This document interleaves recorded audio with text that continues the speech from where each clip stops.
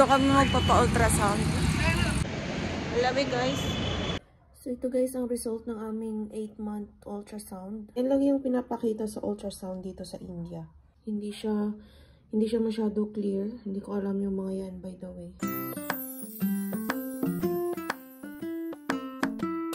We are now on the way home guys. After long time. How long we did not go home? Almost 1 month. Yan na? So, sobrang liwanag pa. Alas 5. Sobrang liwanag pero sobrang lamig. It's very cold. And it's very foggy also.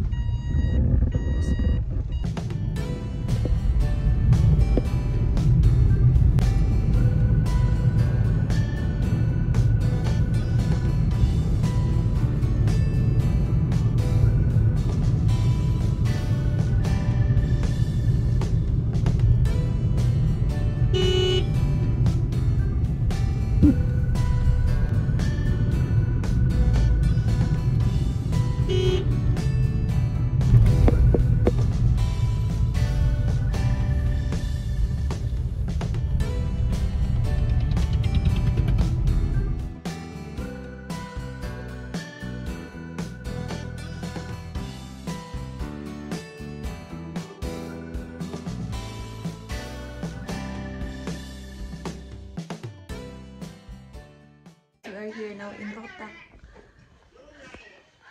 Shruti is making roti. Hello. Hello guys. Magawa siya ng roti. Aray, my stomach is pain. Yeah, what did you make? Aloo matar. Aloo matar. Sure.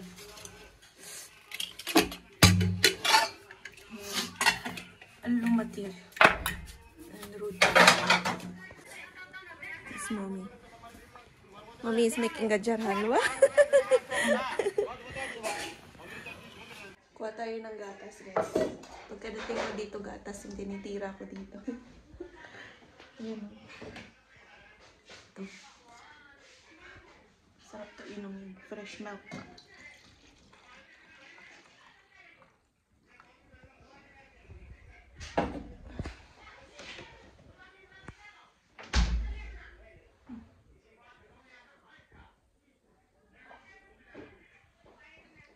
Iba lasa.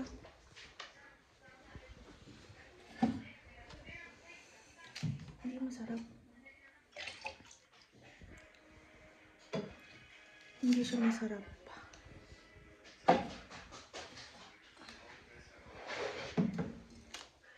Hindi masarap. I don't like that. The first one I took.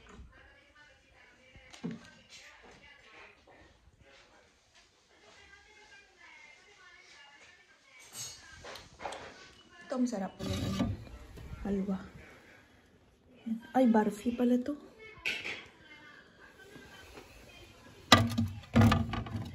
Tignan natin.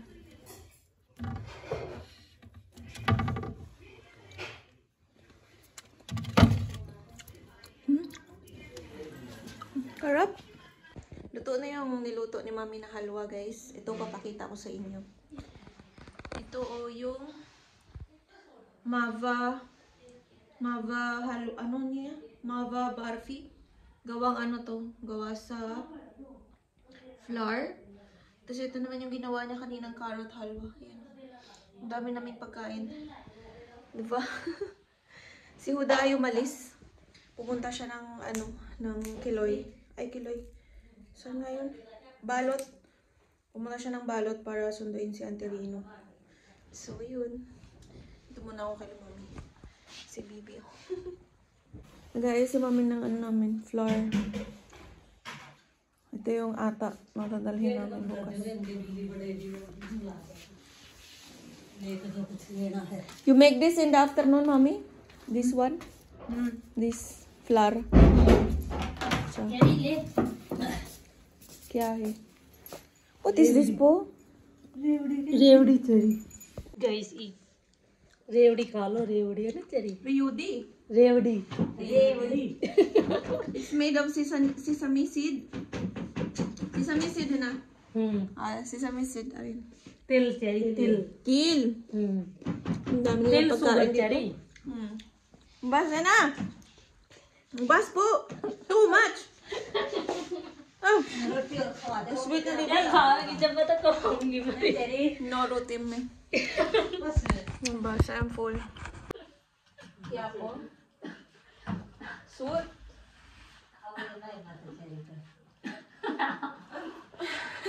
cherry का May bagong suit na naman.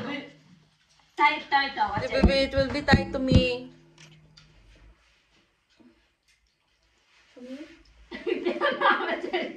It's tight, baby. Patani, tomorrow I will fit. Bagong ano, tight tight cherry new suit daw. My dimples and my nose. Set the god on your face. Or tomorrow I will do printing. Tomorrow I will do printing of your photo, then I will put in the wall so the baby will look like you. Okay. Okay. Okay. Oh, okay. Done. Done.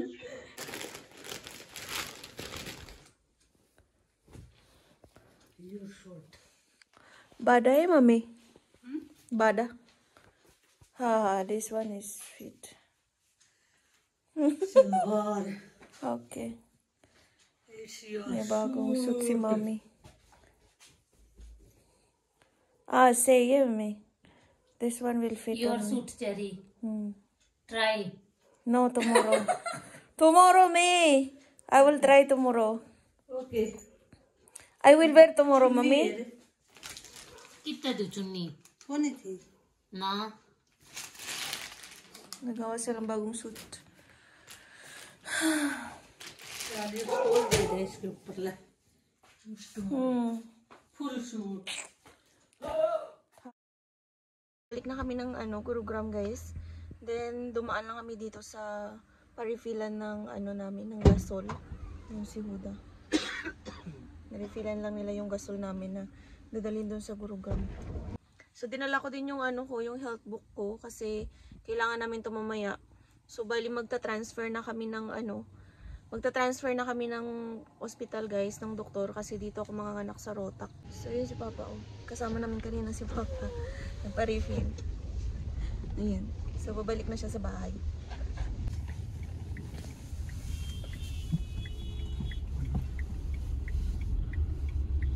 Magta-transfer ako dito sa harap. So dito na ako mag-stay. We will go to the doctor first or we will... Huh? Doktor? Diretso muna kami sa doktor, guys. Ayan.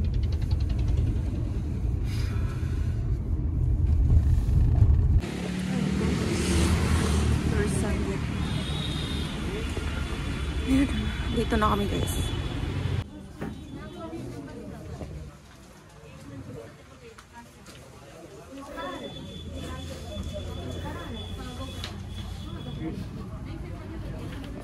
Nag-aantay lang kami sa labas kasi kakatapos lang nila akong kuhanan ng dugo ulit, guys, para sa blood sugar. And then after sa blood sugar, magpapa-ultrasound kami kasi separate din yung nila dito, ultrasound section. So bali chinek lang ng doktor kanina kung okay si baby, kung kamusta yung heartbeat, okay naman lahat. So ngayon, kasi nga mataas yung sugar ko, guys, inulit nila yung test. Then na-request na akong bumili ng glucometer, yung para doon sa pag-monitor ng ng blood sugar. Ayan, so bibili kami mamaya.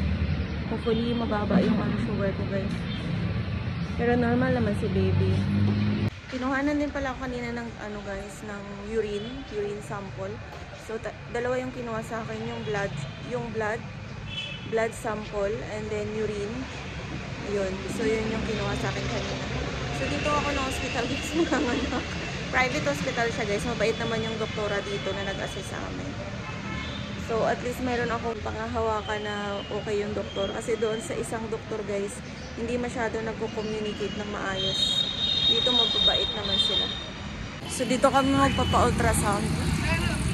Ayan, Janga Hospital. Si Uda nagmamadali. Late na kami guys. Anong oras na? Alabi guys. Natatapusin na namin yung ultrasound. Tapos uwi na kami. Okay naman yung hospital nila dito guys sa Rotak. Malilinis naman.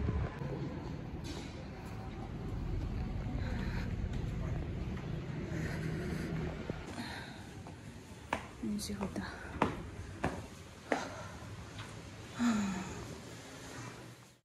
So ito guys ang result ng aming 8-month ultrasound. So halos hindi nila pinapakita yung shape ni baby or kahit na half body man lang.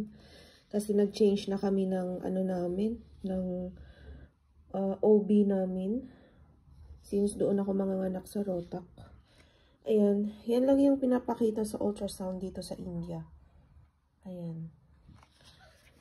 Tapos ayan, hindi siya masyado clear. Hindi ko alam yung mga yan, by the way. Ayan, oh. Pag dito sa Gurugram, guys, pinapakita yung shape ng baby. Kahit yung ulo, tiyan, ganyan. Pero dito, wala talaga. Ayan. Sobrang tago. Tagong-tago. Tapos may makikita kayo dito. Ayan, oh.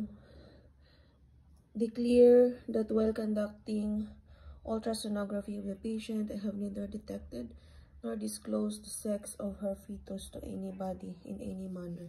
So, ayan guys, bawal talaga guys. Bawal talaga i-disclose. Guys, good morning. Nakabili na si Mister ng ano guys, glucometer para sa aking blood sugar kasi nga mataas yung blood sugar ko guys. So, kailangan ko siyang i-monitor 4 times a day. Ito yung binili niyang glucometer guys. Ayan. So, ito yung gagamitin ko guys para pang monitor ng aking blood sugar. Meron pa siyang powder dito sa ano na free ata to guys. Ayan, nakadikit.